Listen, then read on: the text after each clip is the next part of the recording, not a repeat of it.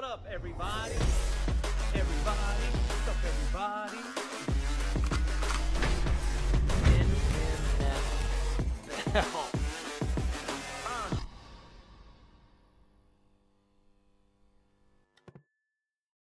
What's up, everybody? Welcome back to What's Up, Everybody podcast. I'm sitting here with my man, Sweet T. What's up? Thanks for the intro. You're welcome, dude. That was nice. I feel like you're a hype man at this point. Yeah, basically. You know what I mean? Mm-hmm. We got a great podcast for you today. We're going to be talking about some really cool stuff. This past weekend's fights. What we were doing this past weekend, Yep. we were collabing with a cool guy. Very, very popular channel. And we're going to be getting into all kinds of stuff. And yeah, if you stick around Story long times. enough, you might hear the Cyborg story that WB was mentioned in the last episode, which is pretty funny, pretty intimidating as well. But yeah, man, scared. let's get into it. Let's do it, man. Let's go. All right, so starting off with this past weekend, of course. What'd you think about the fights? They're all right. You know, Yeah. I would like to say, with betonline.ag, I got every one of them right, which was the first in I don't know how long. Yeah. Every fight You're went pretty my way. sketchy with the picks. I know. But this one you weren't. You got them all right. That's you were right. Well, some the ones that cash. actually made it on the card, because I know the Gillespie fight, which I'm pretty sure 90% of people were looking forward to the most. I know.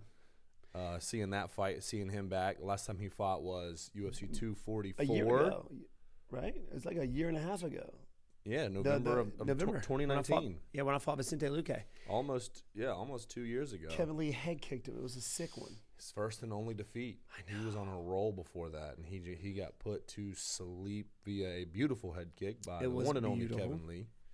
So He's not notorious for that. That's not like his. Yeah. Yeah. So this is going to be his first fight back, and people were excited. I was pumped. I was pumped too. I thought he was going to come back better than ever. You got plenty of time off. I mean, come on. Yep. So, but I was disappointed in that. But it is what it is. You had a pretty good welterweight bout in there. You had Max Griffin taking on Kenan Song, which was pretty cool. Yeah. Afterwards, he called out some people, didn't he? He called out one person in particular. Yeah, it was a pretty interesting call out. Mm-hmm. Old Jeff Neal. Hands of Steel. Hands of Steel, Jeff Neal. Yeah. So what is he doing? What's he been up to? I miss my guy. He's been relatively quiet on social media know. since y'all scrapped it out.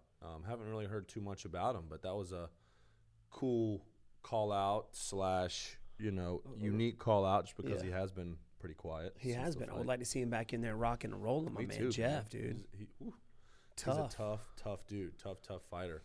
So Max Griffin looked great, got the KO, Yeah. beautiful, just 1-2, put him out. But I mean, it was basic. It's Basic. what Usually need, when you get up to that level, it's the basics that put people to sleep. Mm-hmm. Very rarely do you have like crazy stuff like, tornado kicks and flying knees. Yeah, for sure. Yeah, it's the basics. So work on the basics, people. Those of you that train. Yep. Basics. So that was unique. That was a cool fight. And then obviously the main event. You had the talkative Kevin Holland taking on the very tough Derek Brunson. He talked the entire time. Some say that he talked too much. They were like, man, he needs to. Okay, it's one thing to get in there and have fun, but at the end of the day, you got to win the fight. Did you hear that? I just burped, dude. It's messed up, man. Sorry. What do you say? Sorry. Excuse me. Excuse me, everybody. Thank you. So, what do you think? Do you think his talkativeness led to his downfall, or do you think that's just like, man, like you just? He's always talked. I mean, every fight he's been in, he has always talked to his opponent. I guess now, you had the opportunity to really hear it because there weren't any fans. Mm-hmm. But that's just something he does. That's what hypes him up. That's what gets him through the fight. I think it gives him a relaxed feeling. We can go out there and just conversate with his opponent. And sometimes that can be psychologically bad for his opponent. Like they're thinking about what he's saying and not what he's about to do. Yeah. I mean, when he fought Jacare, he was talking to Jacare before he punched him and knocked him out from his back. Yep. I mean, I bet you Jacare didn't see that coming. No, he didn't. But it was good to see my man Brunson win. We're old softball buddies. Me and old Brunson. They played softball together. Yeah, this summer we did. Yeah. It was a blast. We got to work on his batting skills and his catching skills. Other than that, so what else is there left to do in softball? He was good at hitting. That was it. I mean, he had some good hits. I remember one time he missed the ball and he spun around like 7 times. Whoa, whoa, whoa. That's funny, But yeah, I'm glad he won. But go back to your question about Kevin Holland. Do what you do, bro. Don't listen to nobody. That's what makes you excited. That's why I like watching Kevin Holland, because you don't know what he's going to say, who he's going to talk to. And I think it was definitely amped up more, being that maybe it was the UFC, maybe it was ESPN MMA, but somebody put out a compilation of him just talking to his opponents. Yeah. I didn't realize he talked to his opponents, like you said, as much as he actually did, because the arena's so loud. You have the commentators who are speaking, so you don't really get to hear what the fighters are doing or saying. But since there was nobody in the stands, it was super quiet. It's like you could hear Jeff Neal's every burp and you know, just weird stuff like that. It was just extra. Speaking of Jeff Neal, you know, in the welterweight division, I heard from somewhere that Holland was talking about going to 170. I don't know. That's what I heard. He weighed in. I believe he weighed in this weekend at like 183. What? 183, I think, is his official weight. Wow. And he was up there. He was playing on the scale. Like he didn't have any of the typical weight cutting effects that you see. People are just kind of sucked in. They're like, man, just give me something to drink right now. I'm not trying to be up here playing around. He looked perfectly. He was normal. like playing around. Wow. He weighed in at 183. I believe Wes Wilson said he's done some training with him. Yeah. Wes Wilson is one of our teammates and one of the pros here at Team Pitch Black, and he said he's kind of a skinny middleweight. He just it's one of those things where he just feels better at his natural weight, so he competes there. And he's long, he's tall, he's like as tall, if not taller than Derek Brunson. Yeah, he was like probably 6'2", 6'3", maybe. Yeah, that's a tall welterweight, man. And actually, he fought Jeff Neal. They did. They fought at the 185. Yeah. That was actually Jeff Neal's last loss, I believe, before he went on his 7-fight win streak, and you ended up fighting him. But they fought at 185 in another promotion outside the UFC. So rumor has it that he can make 170. We'll see. Only time will tell, Sweet Tea. Only time will tell to see where he goes. Yeah. So that was pretty good. But other than that, I mean, he definitely was talking. He was out there having a good time. It's one of those things, again, it's like, if that's something he does, people are like, oh, you need to stop talking and fight. I don't think he was not fighting to be able to talk.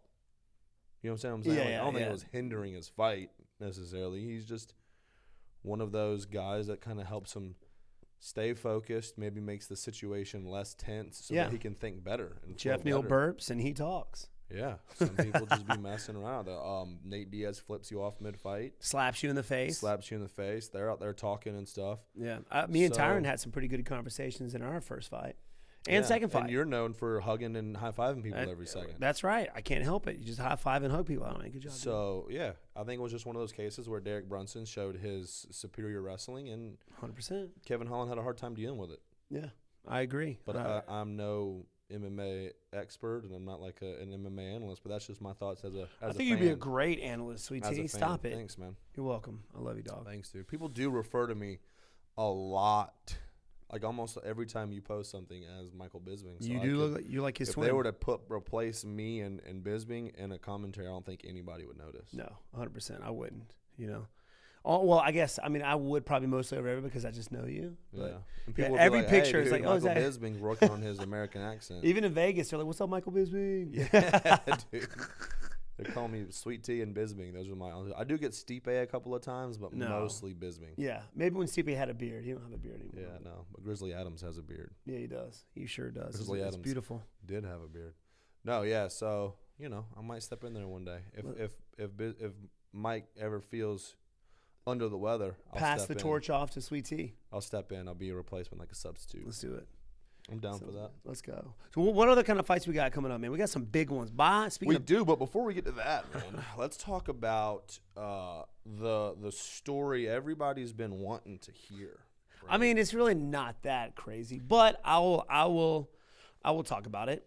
UFC pretty much, they used to. Not so much anymore because of COVID. But we would have this huge UFC summit, right, where they would bring in all of the UFC roster into Vegas, staying at the same hotel, which is really, really dangerous. I mean, all that testosterone building up in one hotel could definitely power like New York City. I mean, it's just ridiculous. Yeah. But a lot of fun, man. Some crazy stuff happened. So we were on the way. This is when the new PI just opened, and we were going to take a tour of it. So they had all the fighters dress up.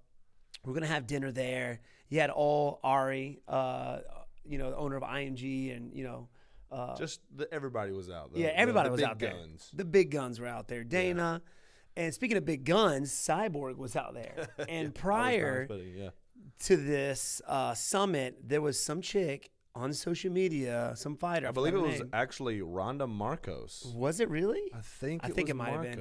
Just talking mad trash about Cyborg. Yeah. Talking mad trash. And Cyborg was looking wonderful in her, skirt and her guns out, right? Just guns blazing. Yeah. I tried to hide behind Chris because she just looked, more ripped than me. Yeah. Anyway, she confronts. I mean, you talk trash about Cyborg, she's going to confront you about it. And she literally goes up to this chick and slaps her in the face. Well, we didn't want this whole thing to get postponed or, Dana White get mad and cancel it. So me and Chris jump in. I kind of stepped in. Chris grabs Cyborg and literally grabs her. And immediately I started sweating when that happened. Bro, you just grabbed Cyborg. And she looks at Chris. She turned around and looked at Chris, broke his grip. Ugh. Hulks out. She said, you don't touch me. You don't. She breaks free of Chris's grip. Yeah. And then Chris was like, whoa, whoa. Yeah. Backs up, bro. I was like, oh. I was the instigator in the back. I was like, oh, snap. Chris, she's talking crap, boy. It was fun, man. It was a blast. But that was probably, that was a fun night. We go to the PI. We end up having a few drinks. We had a great time. Real quick, though, it wasn't Rhonda Marcos. That was my bad. It was actually Angela Magana. So Angela that's who it Magana. was. They had Old that whole Angela. beef. I remember that whole beef. Yeah. Yeah. There was some trash talk on social media. So she punked Chris, huh? Yeah, she did. And actually, all the guys we had the whole Long Island crew there. It was me. I'm not from all Long Island, but basically me, Chris. You had Funk Master Fresh. You had Aliquinta. Aliquinta. Yeah. I think Longo. No, I don't think Longo was there. It was Hayden. Our cousin. Our cousin Hayden was there. Yeah, he could have stepped in. And come on, Hayden. Golly, he would have gotten crushed. Dude, that's messed up. He would have gotten crushed. Sorry, Hayden. I love you, man. I love you, dude. But that was the story. Don't mess with Cyborg. And I hear she's sweet in real life. That was real life. That was real life. But in real life. If you're not talking crap about her, she's a very sweet lady. Yeah, definitely. Yeah. I can see that. Yeah. So it was pretty intimidating, but a lot of fun. Is there anything else? Anything else happen? At the old summit? Anything? Any other crazy stories? Last week we had the butt toucher. The butt toucher escapades where the dude was getting choke slammed in the background. This week we got Cyborg, me and Chris, and the All-American Chris Weidman. Anything else? No, but we could get into our ninja stories. Y'all want to hear about our ninja stories? Bro. Okay, well, we used to go ninja. I actually went ninja in our neighborhood when I was 25. Yeah. 26 years old.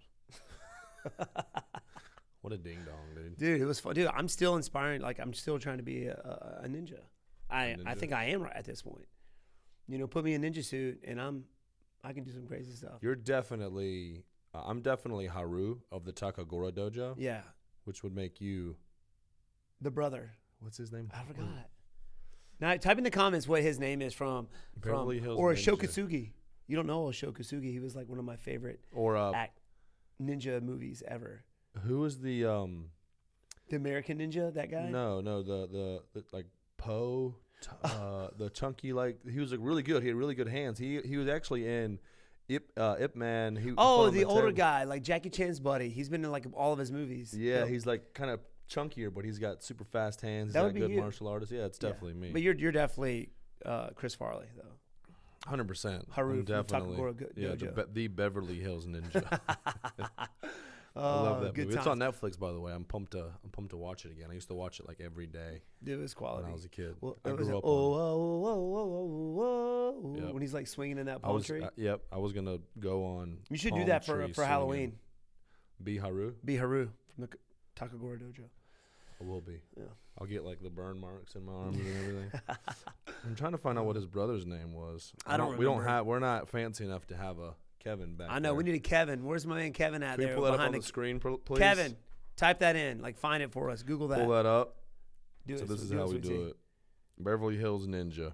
If you guys would like to be our Kevin, Go let Bay. us know. Go Bay. Go Bay. Go Bay. That's right. He was always saving them. Always saving them. If you haven't seen that Brotherly movie, love right Beverly there. Hills Ninja, I recommend it. Put that at the top of your movie list, people. We're Got gonna have a to. lot We're of big movie trivia. goers. Yeah, we're big movie guys. Tons. So be ready for just movie references and stuff like that for sure. Mm-hmm. But that was a good story. Thanks, man. We'll get into some of our ninja ones next time. We got some Yeah. crazy ones, dude. Yeah, we got some good. We got Yeah. some good stuff. Some cool ninja stories. Yeah. But moving on, man. Kind of staying in the fight. Back to the fight. Let's do it. world. Usman versus Masvidal 2 was just announced. UFC 2621 going to be absolutely stacked. I think 3 title fights on that card. That's in Florida, right?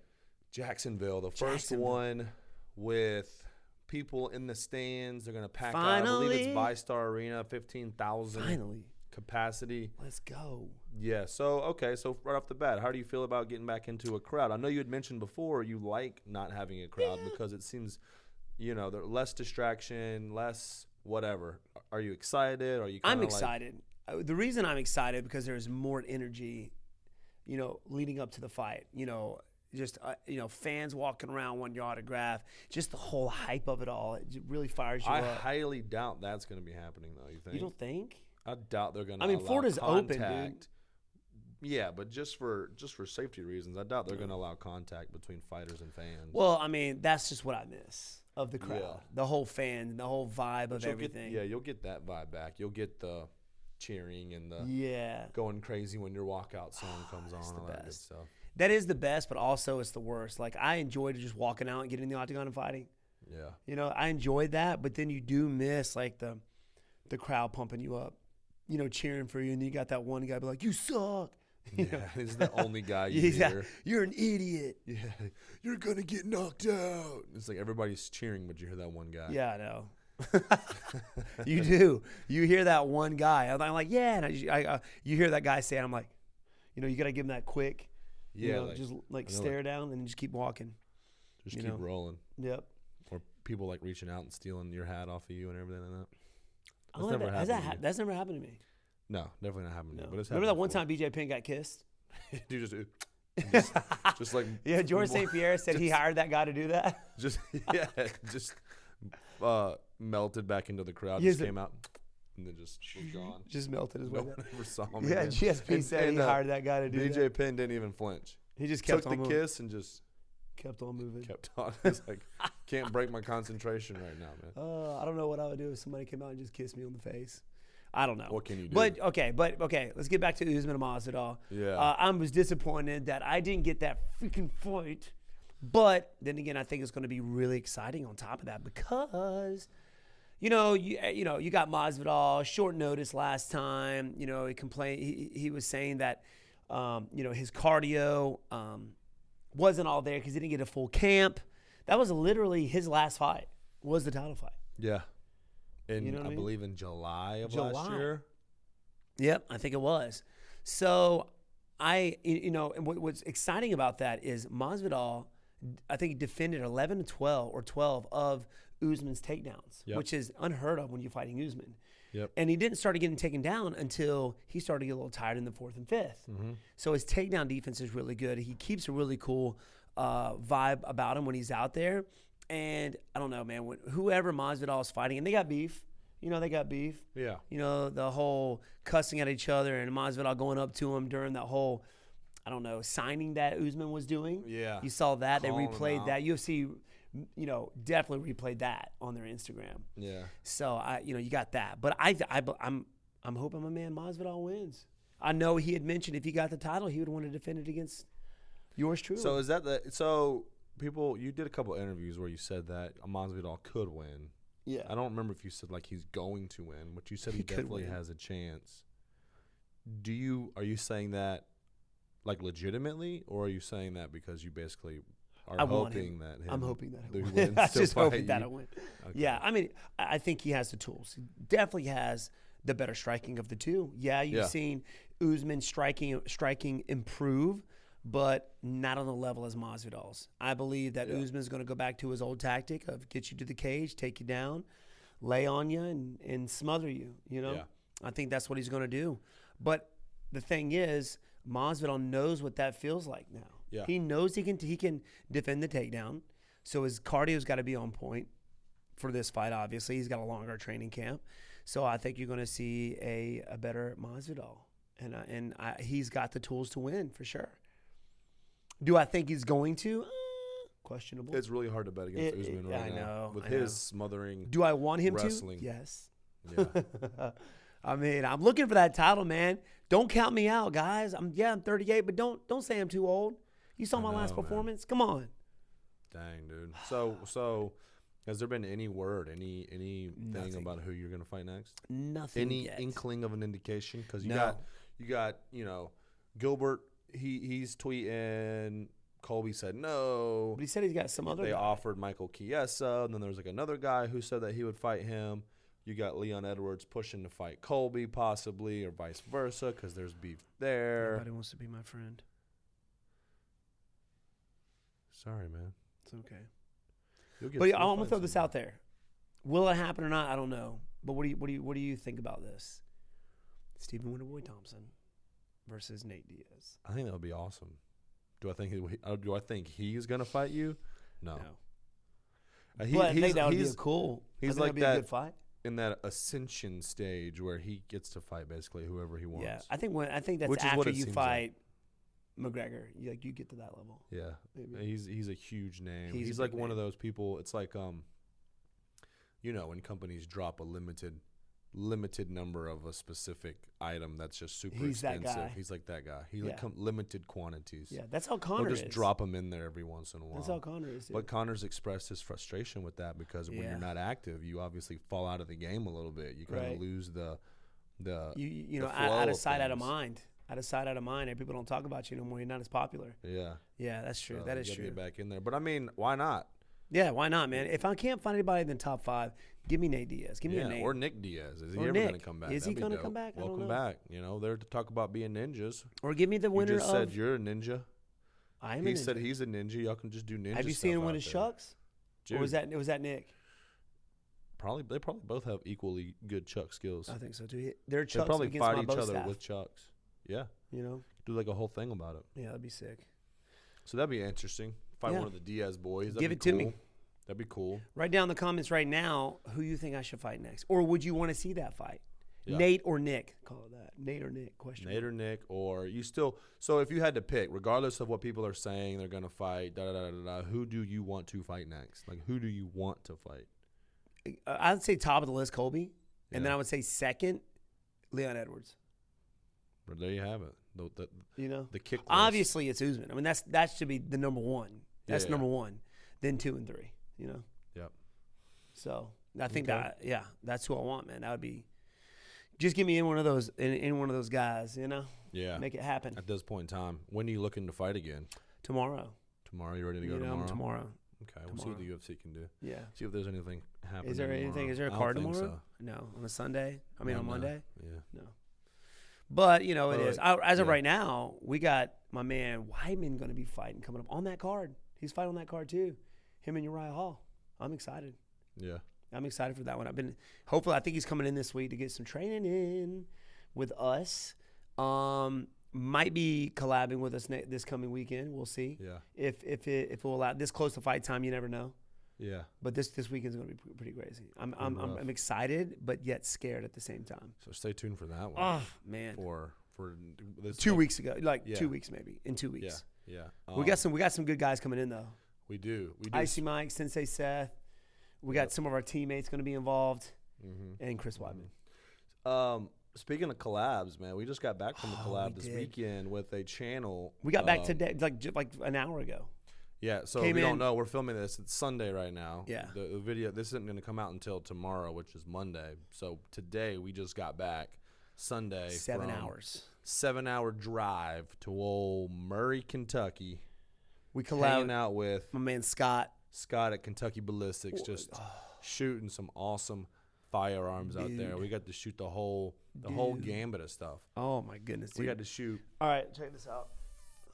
All right, that's all I want to show you. Yeah, just stay tuned for the Go videos. check the video. He's dropping his video that WB filmed with him. I want to say middle of the week this week, so soon. And then we are going to drop our video that we did with him this coming Friday, which was awesome as well. So make sure you guys stay tuned with that. And then obviously, like you said, we got the collab coming up this weekend, which is going to be hilarious, but equally going to be terrible. Oh God! So we got some awesome stuff coming up in terms of the YouTube collaboration world. But I mean, you know, and that's one of the things that we were looking forward to getting into YouTube was being able to meet all of these awesome channels, people who just you get to travel we've already collabed. Sensei Seth, obviously, we've worked with Houston Jones. We got Icy Mike we'll be collabing with here pretty soon. Icy Mike, he's got a channel, Hard to Hurt, which is pretty cool. We're going to be collabing with him, and it's just this is awesome. This is fun, man. I love the YouTube stuff and what the people and stuff that you meet. You know, the different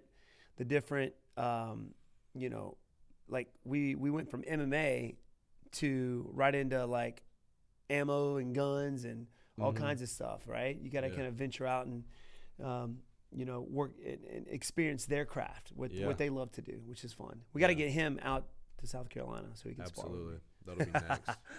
That'll be next for sure. If there's one channel off the top of your head that you want to collab with, who would it be? Oh, man. There's one other YouTube channel.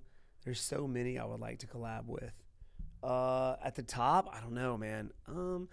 Juju Mufu would be fun. Juju Mufu would be fun. He's in Charlotte.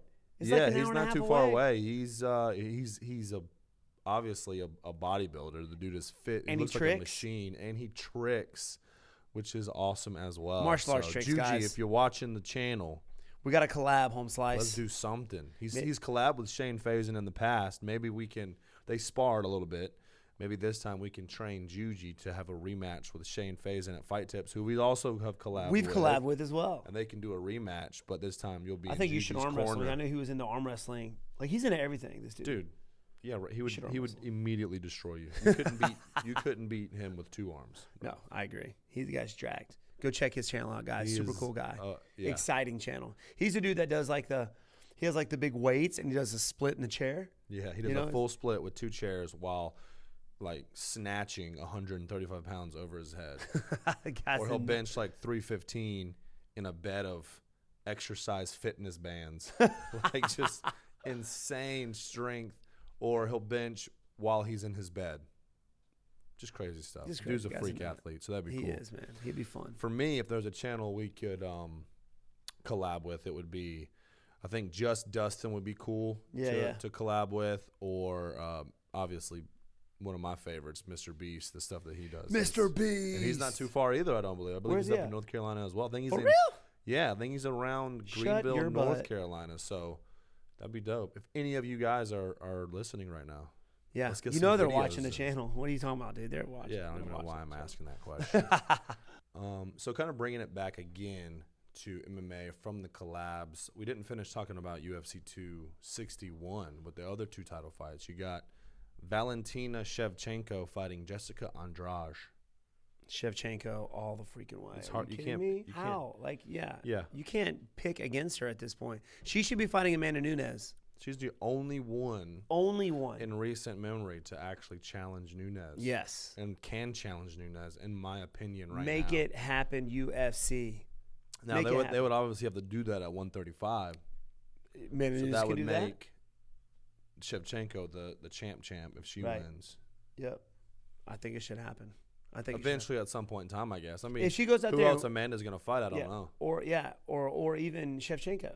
I mean, if she goes out there and just crushes this chick, I mean, they should. Yeah, Andrade is coming up from 115 to fight Shevchenko for the 125 belt. Yeah. But also on that card, you have Zhang Weili fighting Rose Namajunas, or rather Rose Namajunas challenging Zhang Weili for the 115-pound belt. I love Rose Namajunas, but Namajunas. Namajunas. You know how I am, bro. I can't spell. And then you have pronunciation.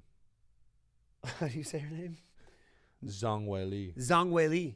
I believe. Zhang Wei Li. Zhang Wei Li. Zhang Wei Li. She's just a beast. She's been throwing around people, knocking people out. She has, man. She's I've got awesome. So you're Zhang Wei Li. You're taking Wei Li on that one? I'm taking Wei Li. I'm sticking with Rose. I'm sticking with Thug Rose. Thug Rose? I'm cheering for Thug. If anybody can do it, it's Thug. But I got to agree with you on Shevchenko. I mean, she's just like unpick-againstable right now. Yeah, make it happen. Make it happen. I believe Tyron's fighting, right? Yeah, so Tyron? moving no, not on that card, actually. No, but he's got one coming up.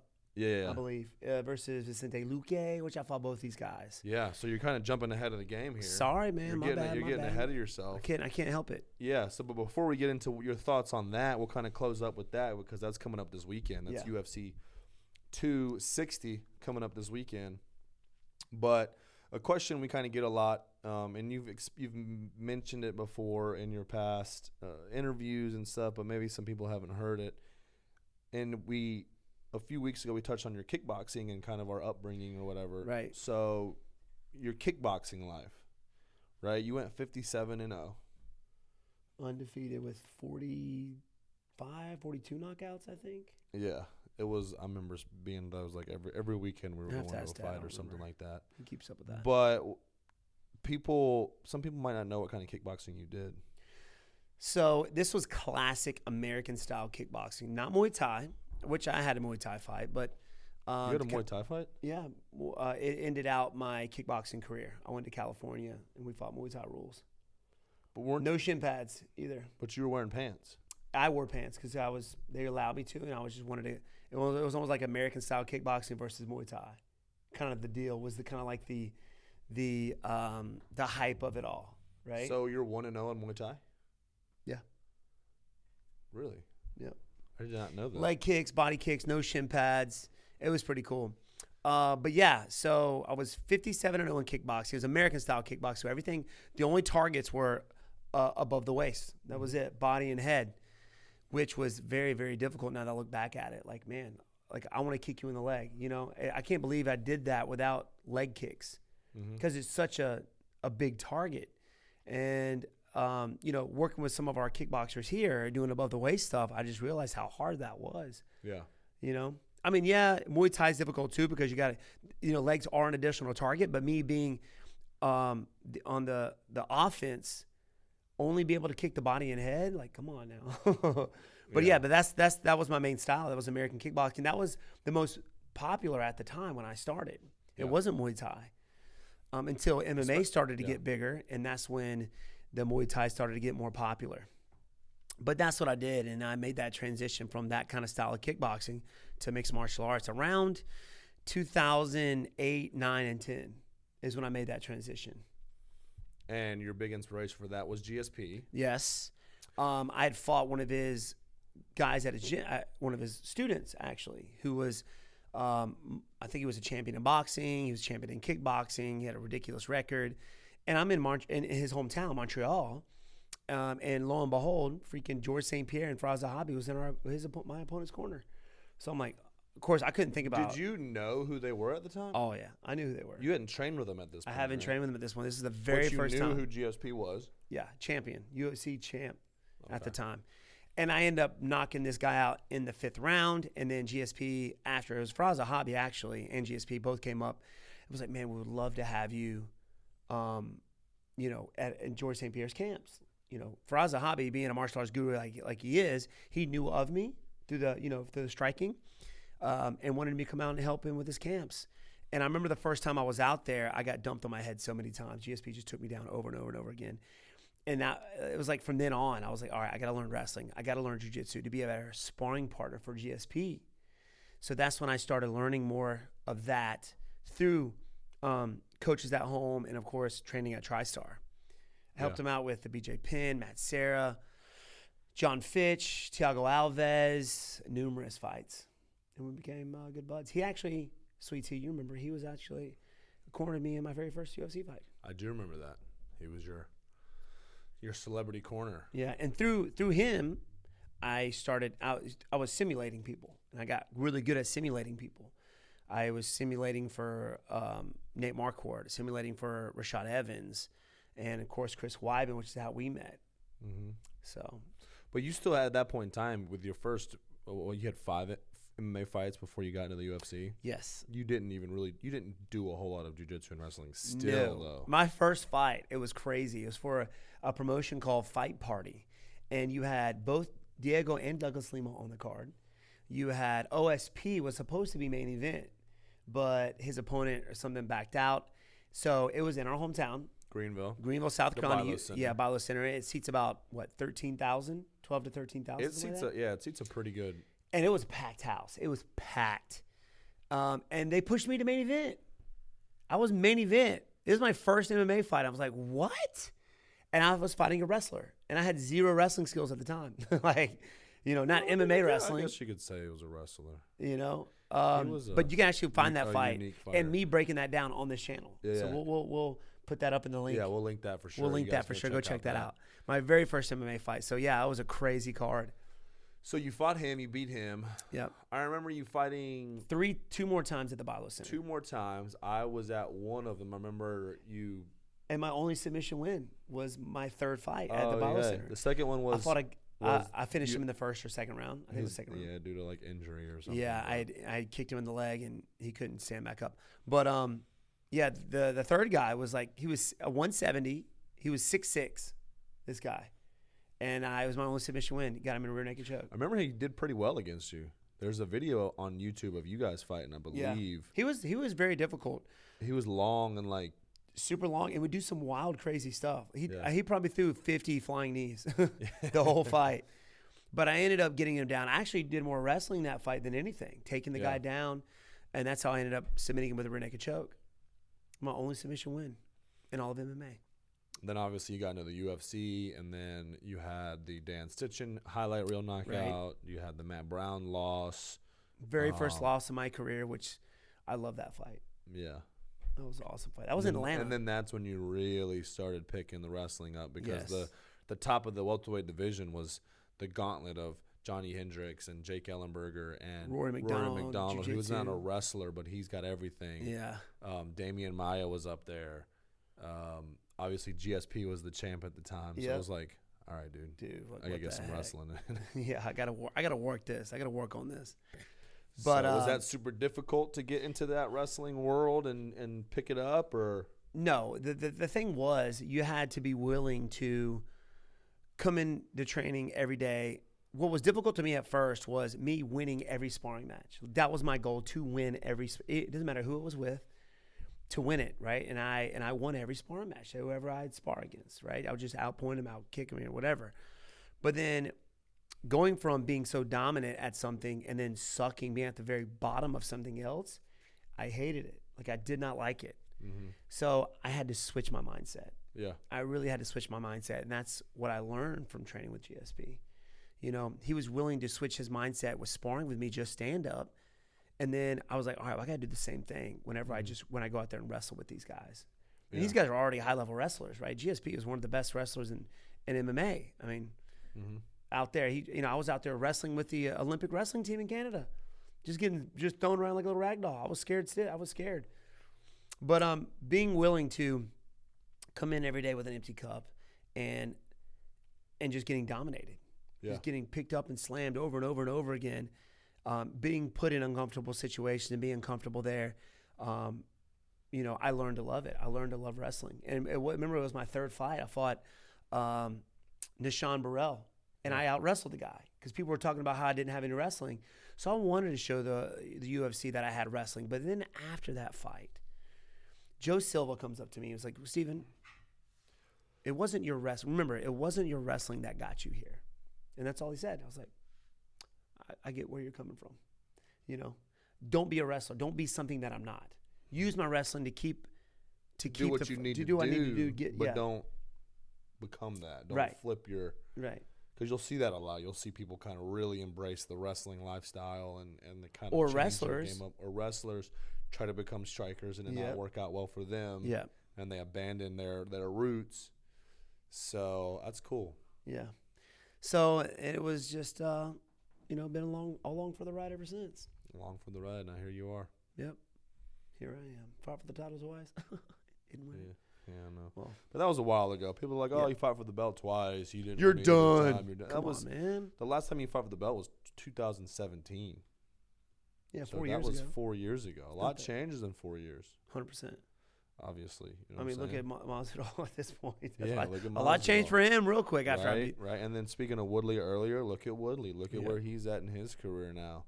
Yeah, So I think that's a perfect. that was a kinda great question. kind of segue into this final segment here. This final little thing we want to talk about is obviously we got the fights this weekend. You got UFC 260 main evented by Stipe Miocic versus Francis Ngannou. Is it Miocic or Miocic? I don't know. I think it's Miocic. It was supposed to be co-main evented by Alexander Volkanovski and Brian Ortega. Right. But COVID that was hit. announced this weekend that due to COVID protocols, that fight is off, which is a bummer. Boo. A bummer. I'm looking forward to Max Holloway getting back in there and fighting one of those two guys for the belt. Who do you think would have won that fight? See, that's the thing. Volkanovski and Styles Ortega. make fights, man. Yeah. You know, I was super interested, but you know the way Max just handled, you know, Cater. Calvin Cater. No, just Brian Ortega. Ortega. Oh, the way first time they fought. Yeah. First time, you know, Max handled Ortega, and you saw with Volkanovski how well he kept up with Max's striking, mixing it up. Yeah. But that was more of a jiu-jitsu practitioner / boxer, I guess, Ortega. But then it's crazy what one style can just mess up a fighter. It was Volkanovski's wrestling, I think, that gave Max such a hard time. Or the threat of it. The threat of the wrestling. Yeah. That one little thing, that one little, you know, style, that wrestling. One little thought in Max's head that could have throw you. been like. You know, the second make time you they fought, I hesitate thought Max won it. That was just me. It was just controversial, but still, one thing can mess it up. I mean, will Volkanovski take this guy down and get submitted? Possibly. Yeah. You know, it's a lot of times wrestlers, they end up wrestling themselves into submissions because that can happen. I can see that happening. Do you think for that reason Volkanovski would look to keep it standing? 100%. Yeah. 100%. Because Ortega's obviously a jiu-jitsu wizard. Yeah. So I'm looking forward to that fight. Cool. So that also on that card you have the return of Sugar Sean O'Malley. Sugar Sean, baby. Taking on the once highly touted Thomas Almeida. Woo. Who you taking? I got to go for my man, Sugar. Sugar. I got to go for Sugar. Just don't get kicked in the calf, Sugar. In that one spot. Yeah, don't that get one kicked in area. that one area, and you'll be all right, maybe. You know he's going for it. You Yeah. know his opponent's going to go straight for it. For that I spot, predict that's going to be the first technique thrown, low calf kick probably. against O'Malley. Shut him down. I mean, you got him. Thomas Almeida was a killer. Dude. And I remember he was on like a 22 fight unbeaten streak. Golly. He was the champ, I believe. Maybe not. I don't know. He was up there. He was real close. Yeah. He was it. Maybe not. But he was just this stud of a dude. And then he gets taken out by Cody Garbrandt, puts him to sleep. I remember actually being on my honeymoon in Italy. we were in Greece at that point whenever they fought, and I remember seeing him get knocked out, and I couldn't believe it.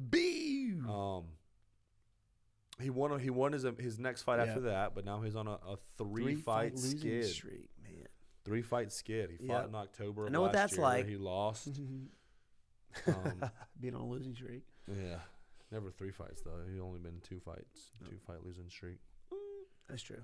That's right. Still, That's right. Yeah, whatever. Whatever. Is what it is. Yeah. I gotta go with Sugar. you. I think Sugar's there. I think he's when somebody takes a loss like that, and you see it time and time again, somebody who's so dominant for 20 fights, and then they lose that one time, especially the way that he did, he got knocked out, it like changes something mentally. Yep. And fighting is such a mental game. It is, 100%. You can be the strongest, fastest, most powerful dude out there, but if your mind's not right. I mean, I see that all the time. You got guys that come into the gym that are just freaking studs, but they can't go out there and fight in front of people for the life of them. You know, they just can't do it. It's mental. Mm-hmm. It's a mental thing. So, I some of the best fighters in the world aren't in the UFC. Like, you'll never see them. You'll never see them in the UFC. That's crazy to think about. I know. People just can't perform. Talking about you, bro. I know. Sorry. About took my shoes out. Talking about you, dude. Yeah. You can do it, dog. You can be so good, guys. Let him tell him. So then after that fight, you got the new co-main event, which is Woodley versus Luque. Right. You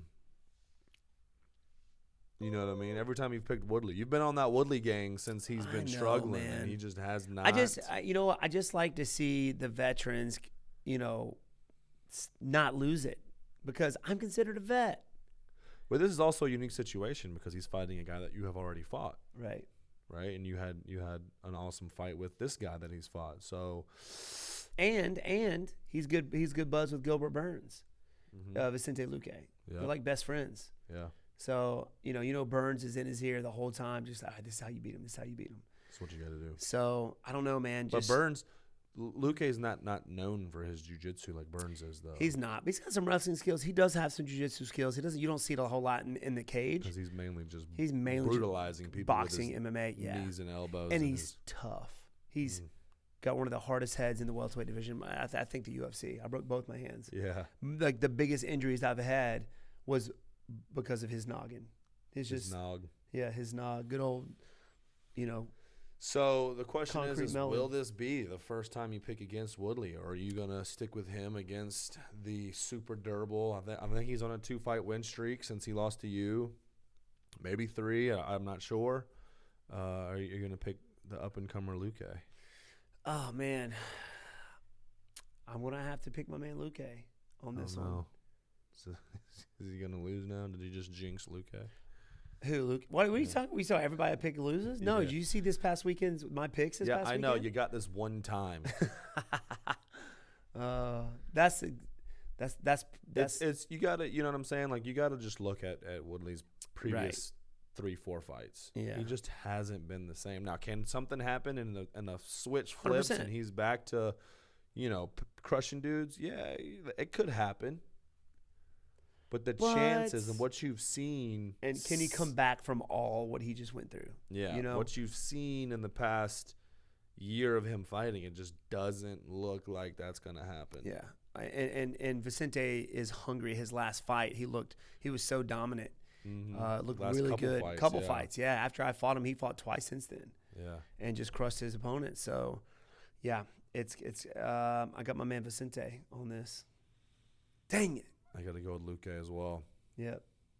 I don't mind picking Luque. Yeah. I'm not super particular when it comes to Woodley or anything, but I think Luque can take it too. I think he can keep them at range and he can just use his durability to beat up Woodley. Yeah, I agree. I think that's going to happen. Do I want it to happen? I don't know. I don't know. I just don't know. Yeah. I just don't know.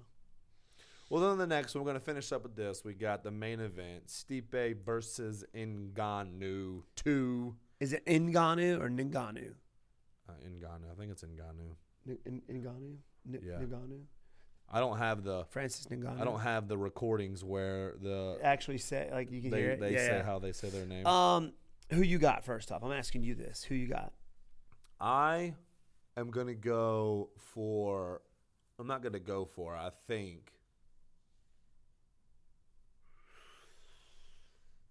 think we're going to see an upset here. I think Ngannou is going to land a brutalizing KO shot and take him out. I think Stipe still has his number. I think, if he can withstand that first brawl, and that's what Francis is looking for. He'll wait and just explode out there, hoping one hand hits. Because if you get hit with one shot, it ain't little. It's a tree, dude. I mean, it is a tree. It's a tree trunk, bro. but. He can put you to sleep with one punch. I believe Stipe's got his number. He'll time that. He'll take him down, get him to the cage, control him, wear him out. Francis Ngannou is an explosive fighter. A lot of times those explosive fighters tend to, to die out later on. Mm-hmm. So put him into deep water. I think Stipe can win it. He's got to watch out for that 1, 2, 3 punch. You miss those 1, 2, 3 punch, change your level and shoot. Move your head, baby. Move your head. Dude, the whole time. When Ngannou fights, you're on the edge of your seat. At least for the first 2 rounds, you're on the edge of your seat because that's when he has the opportunity to destroy somebody. Yeah. But then after like 2 rounds, he's tired and He's done. No, like you're really not gonna do much. Maybe he's changed. Maybe he's working on some stuff. Now he did come out and say that he's gonna have Usman in his corner for this fight. Do you think that plays a factor? I mean, has he been working with Usman? I have no idea. I was thinking the same thing. Unless you're actually getting time in, like GSP was in your corner, or somebody your same like, weight, at least. Me and George were the same weight. You had a previous experience with him, Yeah. and he's taught you stuff, so you understand where he's coming from. But if you haven't been actively training with that person, do you think it really helps? No, I don't think so. Well, this past weekend, it was a Holland, right? Holland, he was like, Khabib Thanks, gave me Khabib. one piece of advice, and I took down somebody who hasn't been taken down yet in the UFC. So I appreciate you. That was cool. So maybe, yeah, I don't know. Usman says one thing, and he ends up just taking down Stipe. and then it's over. Game over. Yeah. You get Francis on top of you. You're a dead man. Yeah, if you get taken down by Francis, then you're mentally just shot after that because that doesn't happen. Yep. Give it up. But I'm going for Stipe. You don't think it's going to be enough? You don't think the Usman in the corner is going to be enough to thwart? No. So Usman's just a supreme wrestler. And so maybe he just the thinks he's hint gonna of help. Stipe saying, "Oh no, he's got Usman." Strong Who is 170. Usman to Yeah. Stipe? Yeah. No idea. Like, idea. You never ever worked with a heavyweight dude like Stipe. I agree. Like, to be able to say, This is what he's gonna do. Yeah. This is what he's gonna. I don't know. We'll see. We'll see if it's magic or not. we shall And you'll see see. every heavyweight with a 170 or 155 in their corner. Yeah, just Some pick wrestler. some random celebrity who's like really good at one thing, just regardless of weight class. Yeah. Like I'm gonna have Shevchenko in my corner whenever I fight. I want to be in. I was just trying to think of a wrestler. What's it? Khabib's corner. Khabib's corner for striking. Yep. I want to have Steven in my corner. Just the vibe, Yep. the energy. He'll become like the best striker ever. That would be cool. I think that would be should be the next thing. Like it would be cool if you could just like merge with somebody, fuse with somebody. Fusion. And you can fuse with somebody. Yeah, but if you do it wrong, then that's just a whole slew of issues and stuff right there. Yeah, that's if you true. do the You'd be fusion fat or wrong. skinny or something. Yeah. Don't want any of that. But No. so this weekend, man, UFC 260 is going to be awesome. I'm excited. Booyah! I'm going to watch it. Unfortunately, we won't be able to go live with you guys because WB is going to be on that UFC Twitch. Come and join me, UFC Twitch me. So he'll be live. You'll be able to watch his TS and Viss, I commentary believe, right? with some people. I'm not sure who it's going to be with, but you'll definitely be on there this weekend. UFC Come 260. UFC Twitch, come hang with UFC Twitch. So if you want to head over there and hang out with this guy, me. Let's do it. make sure you guys check that out.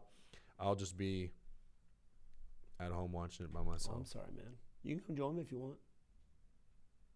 You want to come join me? I can't, man. Actually, you can because I said you can. Okay. So Yeah. just tell the UFC, hey, by the My way, brother's Sweet gonna Tea join is me. going to join me, and that's going to be, an extra like 20,000 viewers. Yeah, 100%. I think we get Sweet Tea on there. There's got to be an extra 20 viewers. Yeah. 20 20 total. viewers. But there you have it, man. That's it. We're going to wrap it up with that. Appreciate you guys watching, listening, wherever you guys are tuning in from. We hope you guys have a fantastic Monday morning, rest of your week. Stay tuned for tomorrow's Technique Tuesday. We're starting a new wrestling series for strikers for you guys. So check that out tomorrow. Stage and then obviously Friday's upload is going to be the Kentucky Ballistics collab. We do some awesome stuff. So we got just a big week ahead of us and then finishing it up with UFC 260. Yes, sir.